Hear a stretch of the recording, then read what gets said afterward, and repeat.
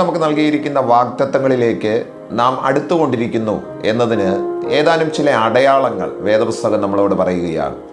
നൂറുകണക്കിന് വാഗ്ദത്തങ്ങൾ കേട്ടിട്ടുള്ള ദൈവമക്കളാണ് ഇന്ന് ഈ ദൈവവചനം കേൾക്കുന്നതെന്ന് ഞാൻ പൂർണ്ണമായിട്ടും വിശ്വസിക്കുകയാണ്.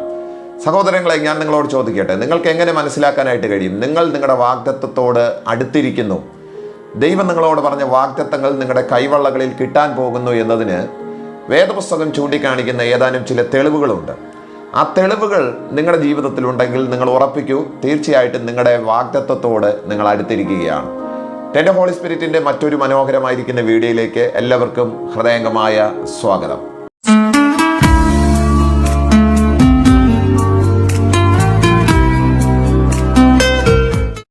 ടെൻഡർ ഹോളി സ്പിരിറ്റിന്റെ കഴിഞ്ഞ വീഡിയോയിൽ നമ്മൾ സംസാരിച്ചത് വാഗ്ദത്തത്തിന്റെ തടസ്സങ്ങൾ, നമ്മളൊരു ദൈവിക വാഗ്ദത്തത്തിലേക്ക് എത്തുവാൻ തടസ്സമായിരിക്കുന്ന ഏതാനും ചില പ്രധാനപ്പെട്ട ചിന്തകളാണ് കഴിഞ്ഞ സന്ദേശത്തിലൂടെ ഞാൻ നിങ്ങളോട് പങ്കുവെക്കുവാനായിട്ട് ഇടയാത്തിരുന്നത്. ഇന്ന് നമ്മൾ ഒരുമിച്ച് പ്രവേശിക്കുന്നത് ദൈവിക വാഗ്ദത്തങ്ങളുടെ അടയാളങ്ങൾ, അല്ലെങ്കിൽ ദൈവം നമ്മളോട് പറഞ്ഞിരിക്കുന്ന വാഗ്ദത്തത്തോട് നമ്മൾ അടുത്തിരിക്കുന്നു എന്ന് നമ്മുടെ ജീവിതത്തിനകത്ത് നിന്ന് മനസ്സിലാക്കാൻ കഴിയുന്ന പ്രധാനപ്പെട്ട ചില അടയാളങ്ങൾ. അത് നിങ്ങളുടെ ജീവിതത്തിൽ ഉണ്ടോ എന്ന് ഈ സന്ദേശം കേൾക്കുമ്പോൾ നിങ്ങളൊന്ന് പരിശോധിക്കുകയും അത് ഉണ്ടെന്നുണ്ടെങ്കിൽ ഉറപ്പിക്കുക, നിങ്ങളുടെ വാഗ്ദത്തത്തോട് നിങ്ങൾ അടുത്തിരിക്കുകയാണ്. ഏതാനും 4 പ്രധാനപ്പെട്ട ചിന്തകളാണ് ഈ ചിന്തകളുമായി, ഈ സന്ദേശവുമായി ബന്ധപ്പെടുത്തി നിങ്ങളോട് പറയുവാൻ പരിശുദ്ധാത്മാവ് എൻ്റെ ഹൃദയത്തിൽ തന്നിട്ടുള്ളത്. അതിലേറ്റവും പ്രധാനപ്പെട്ടത് ദൈവിക വാഗ്ദത്തത്തിൻ്റെ ഒന്നാമത്തേതും പരമപ്രധാനമായിരിക്കുന്ന അടയാളം എന്ന് പറയുന്നത് നമ്മുടെ ജീവിതത്തിൽ നമ്മൾ അനുഭവിക്കുന്ന ഒരു ശൂന്യത, ഒരു എംപ്റ്റിനെസ് തീർച്ചയായിട്ടും ദൈവിക വാഗ്ദത്തത്തിൻ്റെ ഒരു അടയാളമാണ്. അഥവാ ദൈവിക വാഗ്ദത്തത്തോട് നിങ്ങൾ സമീപിച്ചിരിക്കുന്നു എന്നതിന് നിങ്ങളുടെ ജീവിതത്തിൽ നിങ്ങൾക്ക് മനസ്സിലാക്കാൻ കഴിയുന്ന ഏറ്റവും പ്രധാനപ്പെട്ട ഒരു അടയാളമാണത്.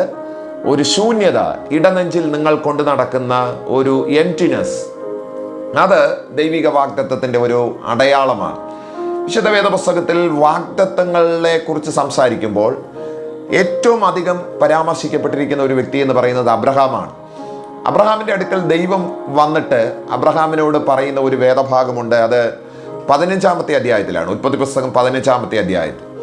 അബ്രഹാമിനോട് ദൈവം പറയുകയാണ്, ഞാൻ നിന്റെ പരിചയം നിനക്ക് അതിമഹത്തായ പ്രതിഫലവുമാണ്. ഇത് 15:1 നമുക്ക് കാണാനായിട്ട് കഴിയുന്നത്. 2-ാമത്തെ വാക്യം അബ്രഹാം തിരിച്ച് ദൈവത്തോട് ചോദിക്കുന്ന ഒരു ചോദ്യമാണ്, അല്ലെങ്കിൽ ദൈവത്തോട് സംസാരിക്കുന്ന ഒരു വർത്തമാനമാണ്. നീ എനിക്ക് പരിചയം അതിമഹത്തായ പ്രതിഫലവുമാണ് എന്നൊക്കെ പറയുന്നതിനകത്ത് എനിക്ക് സന്തോഷമുണ്ട്. പക്ഷെ എനിക്കൊരു ചോദ്യം നിന്നോട് ചോദിക്കാനുണ്ട്. നീ എനിക്ക് എന്താണ് തരാനായിട്ട് പോകുന്നത്? നീ എനിക്ക് എന്ത് നൽകും? അതാണ് അബ്രഹാം ദൈവത്തോട് തിരിച്ചു ചോദിക്കുന്ന ഏറ്റവും പ്രധാനപ്പെട്ട ഒരു ചോദ്യം. ദൈവം നമുക്ക് പരിചയമാണെന്നും സങ്കേതമാണെന്നും കോട്ടയാണെന്നും ദൈവം നമുക്ക് എല്ലാമാണ് എന്ന് പറഞ്ഞു കേൾക്കുന്നത് സുഖമുള്ള ഒരു കാര്യമാണ്. പക്ഷെ തിരിച്ച് അബ്രഹാം ചോദിച്ചതുപോലെ നമുക്കും പലവട്ടം ചോദിക്കാൻ, അല്ലെങ്കിൽ നമ്മൾ ചോദിച്ചിട്ടുണ്ടാകാം, നീ എനിക്ക് എന്താ തരാൻ പോകുന്നത്? ഇത്രയൊക്കെ ഞാൻ ദൈവവചനം കേൾക്കുന്നില്ലേ? ഞാൻ ഇത്രയൊക്കെ നിന്നെ ആരാധിക്കുന്നില്ലേ? എന്താ നീ എനിക്ക് തരാനായിട്ട് പോകുന്നത്? ഇതുപോലെ അബ്രഹാം തിരിച്ച് ദൈവത്തോട് ചോദിക്കുകയാണ്. ഈ പറഞ്ഞത് എനിക്ക് ഇഷ്ടപ്പെട്ടു, സുഖിച്ചു, പക്ഷേങ്കിൽ ഒറ്റ കാര്യം ഞാൻ തിരിച്ചു ചോദിക്കുന്നു, നീ എനിക്ക് എന്താ തരാനായിട്ട് പോകുന്നത്? അബ്രഹാമിനെ കുറിച്ച് വേദപുസ്തകത്തിൽ പറയുന്നത് അവൻ്റെ സമ്പത്ത് ദേശത്തിന് വഹിക്കാൻ കഴിയുമായിരുന്നില്ല എന്നുള്ളതാണ്. അത്രയും ബഹുസമ്പന്നനായ ഒരു മനുഷ്യനായിരുന്നു അബ്രഹാം.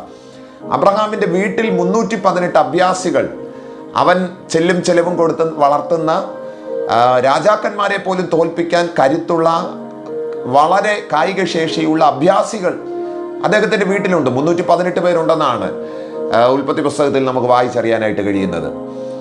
അവൻ്റെ സമ്പത്ത് ദേശത്തിന് വഹിക്കാൻ കഴിയുമായിരുന്നില്ല. അവൻ്റെ വീട്ടിൽ അതിഥികൾ വന്നു കഴിഞ്ഞാൽ കാളകളെ അറുത്ത് ആഹാരം കൊടുക്കാൻ കണക്കിന് വളരെ ധനാഢ്യനാണ് ആ മനുഷ്യൻ. പക്ഷേങ്കിൽ ആ മനുഷ്യൻ ഇടനെഞ്ചിൽ കൊണ്ടു നടക്കുന്ന ഒരു ശൂന്യതയുണ്ട്. അവനും ദൈവത്തിനും മാത്രം അറിയാവുന്ന ഒരു ശൂന്യത. അത് മറ്റാർക്കും നികർത്താൻ കഴിയാത്ത, നിവർത്തീകരിക്കാൻ കഴിയാത്ത ഒരു ശൂന്യത ആ മനുഷ്യൻ്റെ ഉൾത്തടത്തിലുണ്ട്. അത് നോക്കിയിട്ടാണ് അബ്രഹാം ദൈവത്തോട് ചോദിക്കുന്നത്, നീ എൻ്റെ പരിചയമാണ്, മഹത്തായ പ്രതിഫലമാണ്, എനിക്കത് ഇഷ്ടമാണ്, പക്ഷേ നീ എനിക്ക് എന്താ തരാൻ പോകുന്നത്? നാട്ടുകാർ കാണുമ്പോഴത്തേക്ക് എനിക്ക് യാതൊരു പ്രശ്നവുമില്ല, നല്ല സംവിധാനങ്ങളിലാണ് ഞാൻ ജീവിക്കുന്നത്, എൻ്റെ വീട്ടിൽ വളർന്നു വരുന്ന 318 അഭ്യാസികളുണ്ട്, രാജാക്കന്മാർ എൻ്റെ മുമ്പിൽ കീഴടങ്ങുകയാണ്, ദേശത്തിന് എൻ്റെ സമ്പത്ത് വഹിക്കാനായിട്ട് കഴിയുന്നില്ല. കാര്യങ്ങളൊക്കെ എങ്ങനെയാണെങ്കിലും എൻ്റെ ഇടനെഞ്ചിൽ ഞാൻ കൊണ്ടു നടക്കുന്ന ഒരു ശൂന്യതയുണ്ട്, ഒരു എംപ്റ്റിനെസ് ഉണ്ട്. അത് ആരാണ് നികത്താനായിട്ട് പോകുന്നത്. അത് നികത്താൻ നിനക്ക് മാത്രമേ കഴിയത്തുള്ളൂ. സഹോദരങ്ങളെ, ഇന്ന് ഈ ദൈവവചനം കേൾക്കുമ്പോൾ ഞാൻ നിങ്ങളോട് വളരെ സ്നേഹത്തോടു കൂടെ പറയുന്നു, ചുറ്റുപാടുമുള്ള ആൾക്കാർ നിങ്ങളെ കാണുമ്പോഴത്തേക്കും നിങ്ങൾക്ക് ഒരു പ്രശ്നവുമില്ല, എല്ലാം നന്നായിട്ട് പോകുന്നു എന്ന് നിങ്ങൾക്ക് തോന്നുമായിരിക്കാം, അല്ല അവർക്ക് തോന്നുമായിരിക്കാം. നിങ്ങളുടെ സഭക്കാർക്ക്, നിങ്ങളുടെ ബന്ധുമിത്രാദികൾക്ക്, നിങ്ങളുടെ പ്രിയമുള്ളവർക്ക് നിങ്ങളുടെ ജീവിതം കാണുമ്പോഴത്തേക്കും അവർക്ക് എന്താണ് പ്രശ്നം, അവർക്കെല്ലാം ഉണ്ട്, അവർക്ക് ഇനി എന്തിൻ്റെ കുറവാണ് എന്നൊക്കെ ചോദിക്കുമാറ് നല്ല സംവിധാനത്തിലായിരിക്കാം മറ്റുള്ളവരുടെ കാഴ്ചയിൽ നിങ്ങൾ ജീവിക്കുന്നത്. പക്ഷേ എവിടെയോ നിങ്ങൾക്കും ദൈവത്തിനും മാത്രം അറിയാവുന്ന ഇടനെഞ്ചിൽ നിങ്ങൾ കൊണ്ട് നടക്കുന്ന ആ ശൂന്യത, ദൈവത്തിന് മാത്രം പരിഹരിക്കാൻ കഴിയാവുന്ന, ദൈവത്തിന് മാത്രം നികത്താൻ കഴിയുന്ന ആ ശൂന്യത, അത് നിങ്ങളുടെ ജീവിതത്തിലുണ്ടെങ്കിൽ ഞാൻ നിങ്ങളോട് വളരെ സ്നേഹത്തോടു കൂടെ പറയുന്നു, നിങ്ങൾ ഏതാണ്ട് നിങ്ങളുടെ വാഗ്ദത്തത്തോട് അടുത്തിരിക്കുന്നു എന്നാണ് തിരുവെഴുത്തിൽ നിന്ന് എനിക്കിന്ന് നിങ്ങളോട് സംസാരിക്കുവാനായിട്ടുള്ളത്. ഒരു ശൂന്യത മനസ്സിൽ കൊണ്ട് നടക്കുന്ന ആരെങ്കിലും ഉണ്ടോ? സകലതുമുണ്ട്, സംവിധാനങ്ങളൊക്കെ ഉണ്ട്, ചുറ്റുപാടുമൊക്കെ ഓക്കെയാണ്, സാമ്പത്തികമായും ചിലപ്പോഴൊക്കെ മെച്ചപ്പെട്ട സൗകര്യങ്ങളിലായിരിക്കാം ജീവിക്കുന്നത്. പക്ഷേ എവിടെയോ ദൈവത്തിന് മാത്രം നികത്താൻ കഴിയുന്ന ഒരു ശൂന്യത നിങ്ങളുടെ ജീവിതത്തിൽ ഉണ്ട് എന്നുണ്ടെങ്കിൽ ഞാൻ നിങ്ങളോട് വളരെ സ്നേഹത്തോടു കൂടെ പറയുന്നു, നിങ്ങൾ നിങ്ങളുടെ വാഗ്ദത്തത്തോട് അടുത്തിരിക്കുകയാണ്. അഥവാ നിങ്ങൾക്ക് ഒരു വാഗ്ദത്തമുണ്ട് എന്നതിൻ്റെ ഏറ്റവും വലിയൊരു അടയാളമാണ് അത് എന്ന് തിരുവെഴുത്തിൽ നമുക്ക് കാണാനായിട്ട് കഴിയുകയാണ്. ദൈവിക വാഗ്ദത്തങ്ങളുടെ ഏറ്റവും ശക്തമായ രണ്ടാമത്തെ അടയാളം എന്ന് പറയുന്നത് ഏകാന്തതയാണ്, ലോൺലിനെസ് ആണ്. ദൈവിക വാഗ്ദത്തത്തോട് നമ്മൾ അടുത്തിരിക്കുന്നു എന്നതിൻ്റെ ഏറ്റവും ശക്തമായ രണ്ടാമത്തെ അടയാളം എന്ന് പറയുന്നത്. ഉൽപ്പത്തി പുസ്തകം 32-ാമത്തെ അധ്യായത്തിൽ യാക്കോബ് എന്ന മനുഷ്യനെ നമുക്ക് കാണാനായിട്ട് കഴിയും. അദ്ദേഹം 20 കൊല്ലത്തെ ഒരു വലിയ പ്രവാസകാലം കഴിഞ്ഞതിന് ശേഷം അദ്ദേഹത്തിൻ്റെ അപ്പൻ്റെ ഭവനത്തിലേക്ക്, അദ്ദേഹത്തിൻ്റെ സ്വന്തം നാട്ടിലേക്ക് മടങ്ങിപ്പോവുകയാണ്. യാക്കോബ് ലാബാന്റെ ഭവനത്തിലേക്ക് പോകുന്നത് കേവലം ഒരു വടിയോടുകൂടിയാണ് എന്ന് നമുക്ക് തിരുവെഴുത്തിൽ കാണാനായിട്ട് കഴിയും. എന്നാൽ അദ്ദേഹം തിരിച്ച് അപ്പൻ്റെ ഭവനത്തിലേക്ക് 20 കൊല്ലങ്ങൾക്ക് ശേഷം കടന്നു പോകുന്നത് ബഹുസമ്പത്തോടു കൂടിയാണ്. 2 കൂട്ടം ഇപ്പോൾ തന്നെ യാക്കോബിൻ്റെ അടുക്കലുണ്ട്. ഏശാവിനെ തൃപ്തിപ്പെടുത്തേണ്ടതിന് ഒരു കൂട്ടത്തെ, അല്ലെങ്കിൽ ഒരു വലിയ സമ്പത്തിനെ മുന്നമേ അയക്കുവാനായിട്ട് ഇടയാത്തുന്നു. 3 വലിയ കൂട്ടങ്ങൾ, 3 വലിയ കൂട്ടത്തോടു കൂടിയുള്ള അനുഗ്രഹങ്ങൾ, നന്മകൾ ഇപ്പോൾ ഇദ്ദേഹത്തിൻ്റെ കൈവശമുണ്ട്. എന്നാൽ ഇദ്ദേഹത്തിനുള്ള സകലത്തെയും അക്കരെ കടത്തിയതിനു ശേഷം ഈ മനുഷ്യൻ യാബോക്കിൻ്റെ തീരത്ത് തനിച്ചാകുന്നത് നമുക്ക് കാണാനായിട്ട് കഴിയുകയാണ്. ഈ തനിച്ചാകുന്ന സമയത്ത് യാക്കോബിൻ്റെ അടുക്കൽ ഒരു ദൂതൻ ഇറങ്ങി വന്ന് അവനോട് മൽപ്പിടുത്തം നടത്തുന്നത് നമുക്ക് ഉൽപ്പത്തി പുസ്തകം 32-ൽ കാണാനായിട്ട് കഴിയുകയാണ്. തനിച്ചാകുന്ന സമയത്താണ് ദൂതൻ ഇവൻ്റെ അടുക്കൽ വന്നതെന്ന് വളരെ വ്യക്തമായിട്ട് ആ ഭാഗം വായിച്ചു കഴിഞ്ഞാൽ നിങ്ങൾക്ക് കാണാനായിട്ട് കഴിയും. നമ്മുടെ ജീവിതത്തിൽ ഒറ്റയ്ക്കായി പോകുന്നത് വളരെ ശാപമായിട്ട് കണക്കാക്കുന്ന ആൾക്കാരുണ്ട്. ഏകാന്തതകളുടെ തടവറകളിൽ അടയ്ക്കപ്പെടുന്നത് ശാപമായി കണക്കാക്കുന്ന ആൾക്കാരെ നമുക്ക് കാണാനായിട്ട് കഴിയും. ഞാൻ ഇന്ന് ദൈവവചനം കേൾക്കുന്ന എൻ്റെ സ്നേഹിതരോട്, അമ്മമാരോട്, സഹോദരിമാരോട്, വാത്സല്യമുള്ള പിതാക്കന്മാരോട്, എൻ്റെ സഹോദരങ്ങളോട് വളരെ ആദരവോടുകൂടെ പറയുന്നു, നിങ്ങൾ ജീവിതത്തിൽ ഒറ്റപ്പെട്ടവരാണെന്നുണ്ടെങ്കിൽ, ഏകാന്തതയുടെ തടവറയ്ക്കകത്ത് അടച്ചുപൂട്ടപ്പെട്ട വ്യക്തിയെ പോലെയാണ് നിങ്ങൾ മുന്നോട്ട് പോകുന്നതെങ്കിൽ ഞാൻ നിങ്ങളോട് പറയുന്നു, അതൊരു ശാപമല്ല, മറിച്ച് അതൊരു അനുഗ്രഹമാണ്. നിങ്ങൾ നിങ്ങളുടെ വാഗ്ദത്തത്തോട് സമീപിക്കുന്നതിൻ്റെ പ്രത്യക്ഷമായിരിക്കുന്ന ഒരു രണ്ടാമത്തെ അടയാളമാണ് ആ ഏകാന്തത എന്ന് പറയുന്നത്. കാര്യം ദൈവം എല്ലായിടത്തും സംസാരിച്ചിട്ടുള്ളതും പ്രവർത്തിച്ചിട്ടുള്ളതും ഏകാന്തമായി ഇരിക്കുന്നവരോട് മാത്രമേ, ഒറ്റയ്ക്ക് ഇരുന്നവരോട് മാത്രമേ ദൈവം സംസാരിച്ചിട്ടുള്ളൂ എന്നുള്ളതാണ്. യാക്കോബിനെ 20 കൊല്ലമായിട്ട് ദൈവം അന്വേഷിച്ച് നടക്കുകയാണ്. പക്ഷെ അവൻ്റെ ബിസി ഷെഡ്യൂൾ, ഭയങ്കരമായ തിരക്ക്, അമ്മായിയപ്പൻ്റെ ആടുകളെ നോക്കാനായിട്ട് പോകണം, ഭാര്യമാരെ ശ്രദ്ധിക്കണം, പിള്ളാരെ നോക്കണം, ഒരുപാട് കാര്യങ്ങൾ. 20 കൊല്ലം ഇവനെ അന്വേഷിച്ച് നടന്നിട്ട് അവൻ്റെ പൊടി പോലും കിട്ടിയില്ല. പക്ഷേ യാബോക്കിൻ്റെ തീരത്ത് ഇപ്പോൾ തനിക്കുള്ളതിനെല്ലാം അക്കരെ കടത്തിയതിന് ശേഷം യാക്കോബ് ആകുകയാണ്.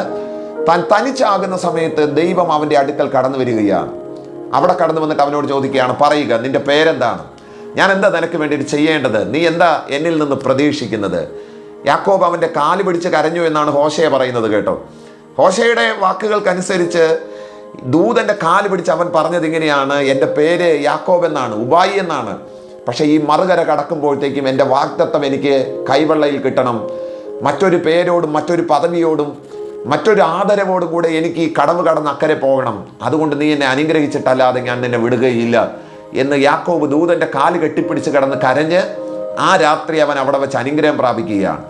നോക്കൂ, നിങ്ങളുടെ ജീവിതത്തിൽ ഒരു ഏകാന്തതയുണ്ടെങ്കിൽ ഞാൻ നിങ്ങളോട് വളരെ ആദരവോടെ പറയുന്നു, നിങ്ങൾ നിങ്ങളുടെ വാഗ്ദത്തത്തോട് സമീപിച്ചിരിക്കുകയാണ്. എന്തോ ഒന്ന് ദൈവം നിങ്ങൾക്ക് വേണ്ടിയിട്ട് ചെയ്യാനിരിക്കുന്നു എന്നതിൻ്റെ വളരെ ശക്തമായ ഒരു അടയാളമാണ് നിങ്ങൾ അനുഭവിക്കുന്ന ഏകാന്തതയെന്ന് ഈ ദൈവവചനത്താൽ പറയേണ്ടിയിരിക്കുന്നു.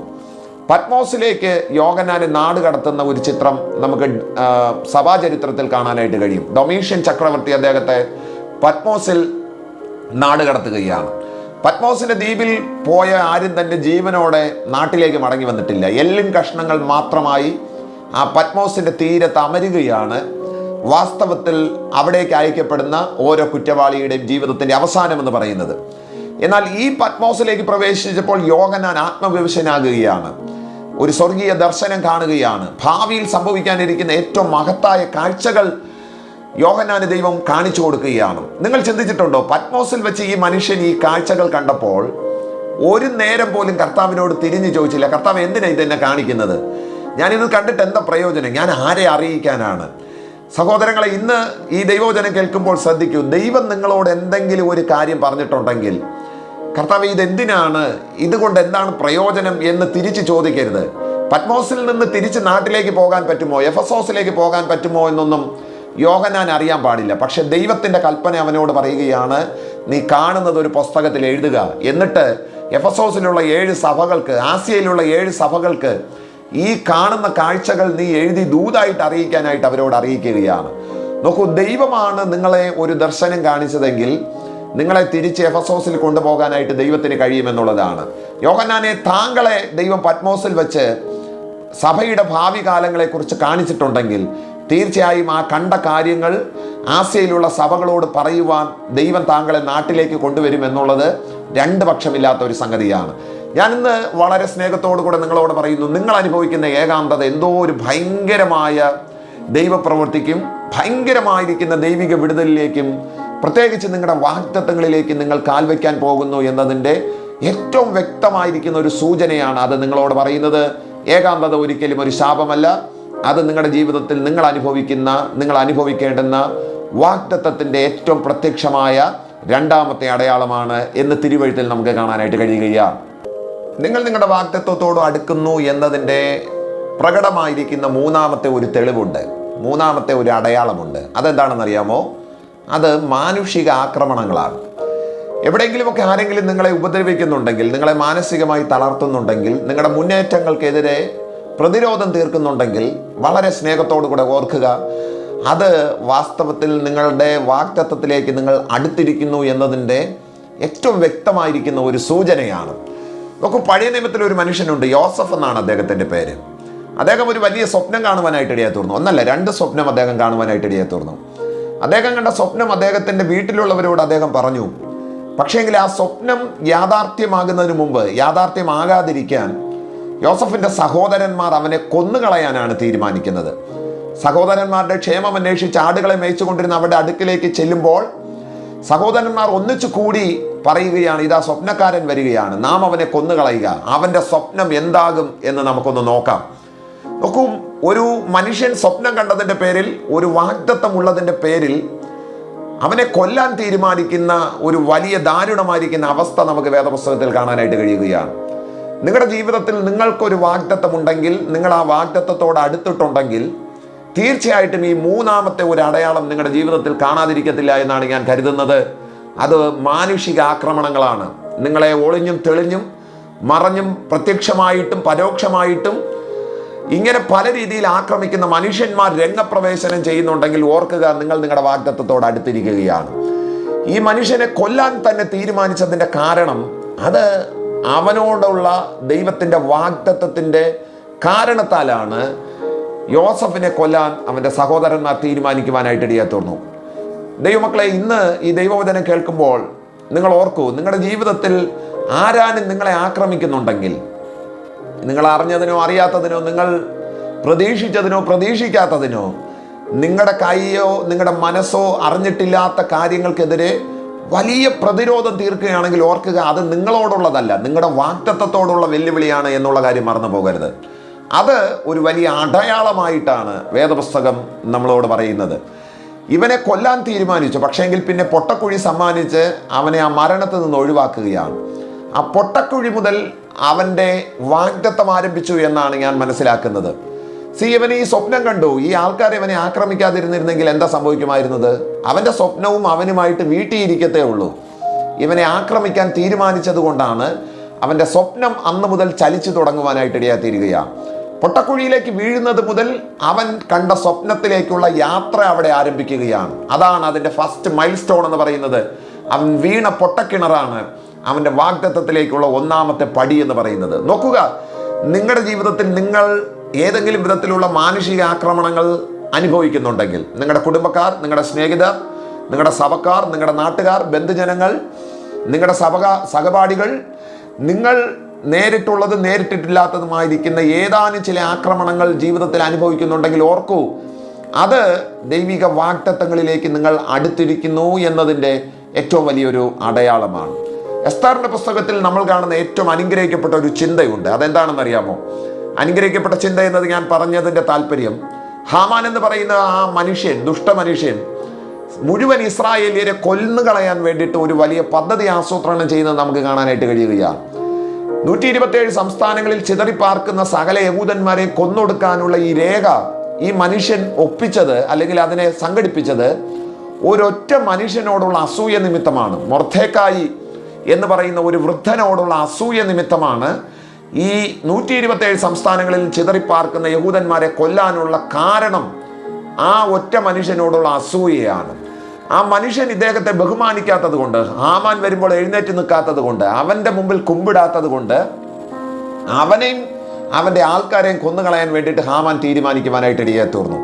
നിങ്ങൾക്ക് നേരെ ഒരു ആക്രമണം വരുമ്പോഴത്തേക്കും ഉറപ്പിക്കാതെ, നിങ്ങൾക്ക് വ്യക്തിപരമായി നേരിടുന്ന ആക്രമണമല്ല, നിങ്ങളുടെ വാഗ്ദത്തത്തിന് നേരെയുള്ള ഒരു ആക്രമണമാണ് എന്നുള്ള കാര്യം മറന്നു പോകരുത്. ഇവിടെ ഹാമാൻ മൊർദെഖായിയെ കൊന്നുകളയാൻ വേണ്ടിയിട്ട് ഒരു വലിയ കഴുകുമരം ഉണ്ടാക്കുന്നുണ്ട്. പക്ഷേ മുഴുവൻ ഇസ്രായേലിയരെയും കൊന്നുകളഞ്ഞതോടുകൂടെ മാത്രമേ മൊർദെഖായിയെ തൊടാൻ കഴിയത്തുള്ളൂ എന്ന് ഹാമാൻ ആരാണ്ടൊക്കെ ബുദ്ധി ഉപദേശിച്ചു കൊടുത്തു. അല്ല, ഹാമാന് തന്നെ തോന്നുവാനായിട്ട് ഇടയാത്തീർന്നു. നിങ്ങളുടെ ജീവിതത്തിൽ ഒളിഞ്ഞും തെളിഞ്ഞും മറഞ്ഞും പ്രത്യക്ഷമായും പരോക്ഷമായും ആരെങ്കിലുമൊക്കെ നിങ്ങൾ ആക്രമിക്കുന്നുണ്ടെങ്കിൽ അതിൻ്റെ അർത്ഥം ഇത്രയേ ഉള്ളൂ, നിങ്ങൾ നിങ്ങളുടെ വാഗ്ദത്തത്തോട് അടുത്തിരിക്കുന്നു എന്നാണ്. കുടുംബത്തിനകത്ത് നിങ്ങൾ അനുഭവിക്കുന്ന വെല്ലുവിളികൾ, നിങ്ങൾ അറിഞ്ഞിട്ടില്ലാത്ത പല കാര്യങ്ങൾക്കെതിരെ നിങ്ങളെ മുൻനിരയിലേക്ക് കൊണ്ടുവന്ന് നിങ്ങളെ നിങ്ങളെ കൾപ്രിറ്റാക്കുന്ന, നിങ്ങളെ കുറ്റവാളിയാക്കുന്ന ആ അനുഭവങ്ങൾ നിങ്ങൾ ജീവിതത്തിൽ ഇന്ന് അനുഭവിക്കുന്നുണ്ടെങ്കിൽ വളരെ സ്നേഹത്തോടുകൂടെ നിങ്ങളുടെ സഹോദരനെ പോലെ ഞാൻ നിങ്ങളോട് പറയുന്നു, നിങ്ങൾ ഓൾമോസ്റ്റ് നിങ്ങളുടെ വാഗ്ദത്തത്തോട് അടുത്തിരിക്കുന്നു എന്നാണ് ആ ചിന്ത നമ്മളോട് പറയുന്നത്. അങ്ങനെയാണെങ്കിൽ വാഗ്ദത്തത്തിൻ്റെ മൂന്നാമത്തെ അടയാളം, നിങ്ങൾ നിങ്ങളുടെ വാഗ്ദത്തത്തോട് അടുത്തിരിക്കുന്നു എന്നതിൻ്റെ മൂന്നാമത്തെ അടയാളം എന്ന് പറയുന്നത് മാനുഷിക ആക്രമണങ്ങളാണ്. തീർച്ചയായിട്ടും അതുണ്ടെങ്കിൽ ഉറപ്പിക്കൂ, നിങ്ങൾ ഏതാണ്ട് നിങ്ങളുടെ വാഗ്ദത്തത്തോട് അടുത്തിരിക്കുകയാണ്. നാലാമത്തേതും ഏറ്റവും ഒടുവിലത്തേതുമായ വാഗ്ദത്തത്തിൻ്റെ അടയാളം, അതും കൂടി പറഞ്ഞ് ഞാൻ എൻ്റെ സന്ദേശത്തെ പര്യവസാനിപ്പിക്കുകയാണ്. അത് തീർച്ചയായിട്ടും ഒരു പൈശാചിക ആക്രമണമാണ്. പിശാച് നിങ്ങളെ ആക്രമിക്കുന്നുണ്ടെങ്കിൽ ഉറപ്പിക്കണം, അത് നിങ്ങളുടെ വാഗ്ദത്തത്തിലേക്ക് നിങ്ങൾ എത്തിയിരിക്കുന്നു എന്നതിൻ്റെ ഒരു അടയാളമാണ്. പുറപ്പാട് പുസ്തകം ആരംഭ അധ്യായത്തിൽ നമുക്ക് കാണാനായിട്ട് കഴിയുന്ന ഏറ്റവും സുന്ദരമായിരിക്കുന്ന ഒരു വേദഭാഗമുണ്ട്. അതിങ്ങനെയാണ്: ഫറവോൻ എന്ന് പറയുന്ന ആ ക്രൂരനായിരിക്കുന്ന ചക്രവർത്തി തൻ്റെ നാട്ടിൽ ജനിച്ചു വീഴുന്ന സകല യഹൂദ കുഞ്ഞുങ്ങളെയും കൊന്നുകളയാൻ അദ്ദേഹം തീരുമാനിക്കുവാനായിട്ട് ഇടയാത്തീർന്നു. കാര്യം, ആ ജനസംഖ്യയുടെ വർധനവ്, യഹൂദന്മാർ പെരുകുന്നത് അവിടെ നാടിന് ആപത്തായിട്ട് ഫറവോനും അവൻ്റെ കിങ്കരന്മാരും മനസ്സിലാക്കുന്നത് കൊണ്ട് ആ കുഞ്ഞുങ്ങളെ കൊന്നുകളയാൻ, യഹൂദ ബാലന്മാരെ കൊന്നുകളയാൻ വേണ്ടിയിട്ട് ഫറവോൻ കൽപ്പന പുറപ്പെടുവിക്കുകയാണ്. അതിനു വേണ്ടിയിട്ട് സൂതികർമ്മിണികളെ നിയോഗിക്കുകയാണ്. പ്രസവിച്ച ഉടനെ തന്നെ കുഞ്ഞുങ്ങളെ കഴുത്ത് ഞെരിച്ച് കൊല്ലുവാൻ, ശ്വാസം മുട്ടിച്ച് കൊല്ലാൻ വേണ്ടിയിട്ട് സൂതികർമ്മിണികളെ നിയോഗിച്ചു. പക്ഷേങ്കിൽ അവർ ദൈവത്തെ ഭയപ്പെടുന്നത് കൊണ്ട് അവർ അത് ചെയ്തില്ല. ആ പദ്ധതി വിജയിക്കാതെ പോയതുകൊണ്ട് ജനിക്കുന്ന എല്ലാ ആൺകുഞ്ഞുങ്ങളെയും നൈൽ നദിയിലേക്ക് എറിഞ്ഞു കൊല്ലണം എന്നുള്ള ഒരു വലിയ കൽപ്പന ആ മനുഷ്യൻ, ആ ചക്രവർത്തി പുറപ്പെടുവിക്കുവാനായിട്ട് ഇടയാത്തീർന്നു. എന്നാൽ സംഭവിച്ചത് എന്താണെന്ന് അറിയാമോ? തിരുവെഴുത്ത് വളരെ വ്യക്തമായിട്ട് രേഖപ്പെടുത്തിയിരിക്കുന്നു. 1:12 പുറപ്പാട്. അവിടെ പറയുകയാണ്, അവർ പീഡിപ്പിക്കും തോറും ജനം വർദ്ധിച്ചു കൊണ്ടിരുന്നു എന്നുള്ളതാണ്. മോശ എന്ന് പറഞ്ഞിരുന്ന ദൈവപുരുഷൻ ജനിക്കാൻ സമയമായപ്പോഴാണ് ഫറവോൻ ഇങ്ങനെ ഒരു ബുദ്ധി ഉദിക്കുവാനായിട്ട് ഇടയാത്തീർന്നത്. മോശ ജനിക്കുന്നതോടുകൂടെ പിന്നെ കാര്യങ്ങൾ തിരിയുകയാണ്. ആ മനുഷ്യനാണ് പിന്നീട് ഇസ്രായേൽ ജനത്തെ മിസ്രൈമിൽ നിന്ന് പുറപ്പെടുവിക്കുവാനായിട്ട് ഇടയാത്തീരുന്നത്. പിശാച് നേരത്തെ മനസ്സിലാക്കിയിട്ടാണ് അവൻ്റെ ജനനത്തിങ്കൽ അവനെയും കൂടെയുള്ള യഹൂദ ബാലന്മാരെയും കൊന്നുകളയാൻ വേണ്ടിയിട്ടാണ് പിശാച് ഇത്തരത്തിലൊരു ബുദ്ധി ഫറവോന്റെ തലച്ചോറിലേക്ക് ഇട്ടുകൊടുക്കുന്നത്. പൈശാചിക ആക്രമണങ്ങൾ തീർച്ചയായിട്ടും നമ്മുടെ വാഗ്ദത്തത്തിലേക്ക് നമ്മൾ പ്രവേശിക്കാൻ പോകുന്നു എന്നതിൻ്റെ വളരെ വ്യക്തമായിരിക്കുന്ന ഒരു അടയാളമാണ്. നിങ്ങൾ ഇന്ന് വരെ കണ്ടിട്ടില്ലാത്ത തരത്തിൽ പിശാച് നിങ്ങളെ ആക്രമിക്കുന്നുണ്ടെങ്കിൽ, ഏത് തരത്തിൽ നിങ്ങളെ ആക്രമിക്കുന്നുണ്ടെങ്കിലും ഉറപ്പിക്കുക, അത് ദൈവം നിങ്ങളോട് പറഞ്ഞിരിക്കുന്ന വാഗ്ദത്തത്തിലേക്കുള്ള ചവിട്ടുപടിയാണ്. അഥവാ അതിലേക്ക് നിങ്ങൾ എത്താൻ പോകുന്നു. അതിൻ്റെ ഒരു അടയാളമായിട്ടാണ് നമുക്കത് മനസ്സിലാക്കാനായിട്ട് കഴിയുന്നത്. ദൈവിക വാഗ്ദത്തമുള്ളവൻ അനുഭവിക്കേണ്ടി വരുന്ന പൈശാചിക ആക്രമണങ്ങളിൽ ഏറ്റവും ആദ്യത്തേതെന്ന് പറയുന്നത് പാപമാണ്.